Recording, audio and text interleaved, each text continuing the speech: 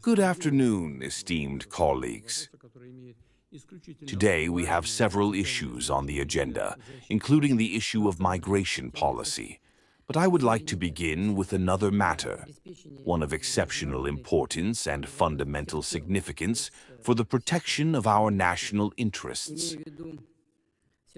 Russia's sovereignty, and for ensuring international security as a whole, without any exaggeration. I am referring to the situation in the sphere of strategic stability. Unfortunately, it continues to degrade, caused by the cumulative effect of a number of negative factors, which provoke the escalation of existing risks and the emergence of new ones of a strategic nature. As a result of the West's earlier, quite destructive steps, the foundation for constructive relations and practical cooperation between nuclear-armed states has been severely undermined. The basis for dialogue in corresponding bilateral and multilateral formats has been shaken. Step by step, the system of Soviet-American and Russian-American agreements on the control of missile, nuclear, and strategic defensive arms has been practically dismantled. This was a system that worked both to stabilize relations between the states possessing the two largest nuclear arsenals, and more broadly, to strengthen global security as a whole. I repeat once again, we have spoken many times about the reasons for this state of affairs and its possible consequences. The multiple problems that have accumulated in the strategic sphere since the beginning of the 21st century are linked to the West's destructive actions, its destabilizing doctrinal concepts, and military technical programs aimed at undermining global parity and at acquiring, or attempting to acquire, absolute overwhelming superiority.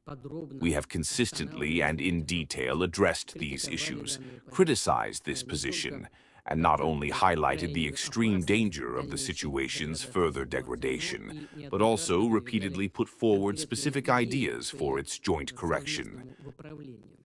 However, our warnings and initiatives received no meaningful response. I emphasize, and there should be no doubt about this, Russia is capable of responding to any existing and newly arising threats, responding not in words, but through the application of military technical measures. An example of this was our decision to abandon the unilateral moratorium on the deployment of ground-based, intermediate and shorter-range missiles. This was a forced step, dictated by the need to respond adequately to programs involving the deployment in Europe and the Asia-Pacific region of similar weapons of American and other Western production, which pose a direct threat to Russia's security. Our plans to strengthen the country's defense capability are built taking into account the changing global environment and are being implemented fully and on time. We are confident in the reliability and effectiveness of our national deterrence forces. At the same time, however, we are not interested in further escalating tensions or fueling an arms race. Russia has always proceeded and continues to proceed from the preference and priority of political diplomatic methods of maintaining international peace on the basis of principles of equality, indivisible security, and mutual consideration of interests. I remind you that the last significant political diplomatic achievement in the field of strategic stability was the signing in 2010 of the Russian-American Treaty on Strategic Offensive Arms.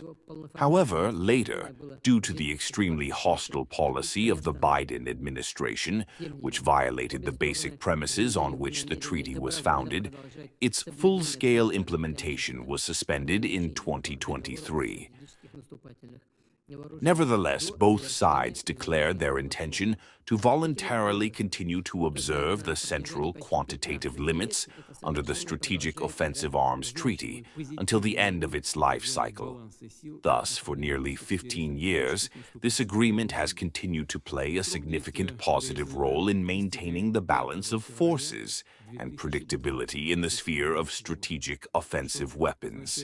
The START Treaty expires on February 5, 2026, which means the imminent disappearance of the last international agreement providing direct limits on nuclear missile capabilities.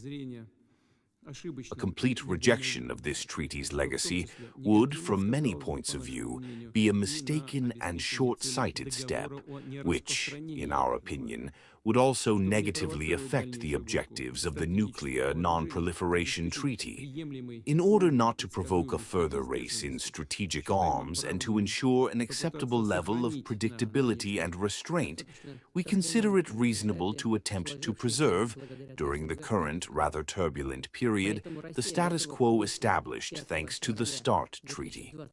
Therefore, Russia is prepared, after February 5, 2026, to continue for 1 year to adhere to the central quantitative limits under the START Treaty. Subsequently, based on an analysis of the situation, we will make a decision regarding the further preservation of these voluntary self-restrictions. We believe this measure will only be viable if the United States acts in the same way and does not take steps that undermine or disrupt the existing balance of deterrence capabilities. In this regard, I ask the relevant agencies to continue to closely monitor U.S. activities in this sphere, above all with respect to its strategic offensive arsenal. Special attention should also be given to U.S. plans to expand the strategic components of its missile defense system, including preparations to deploy interceptors in space. We will proceed from the premise that the practical implementation of such destabilizing actions could nullify our efforts to maintain the status quo in the sphere of strategic offensive arms. We will respond accordingly. I believe that the implementation of the Russian initiative could make a significant contribution to creating an atmosphere conducive to a substantive strategic dialogue with the United States of America. Naturally, this would depend on conditions for its full-scale resumption being created and would take into account the whole range of efforts aimed at normalizing bilateral relations and eliminating fundamental contradictions in the field of security. Let us now move on to the current agenda. I give the floor to Sergei Lavrov and Andrei Romanovich Belousov.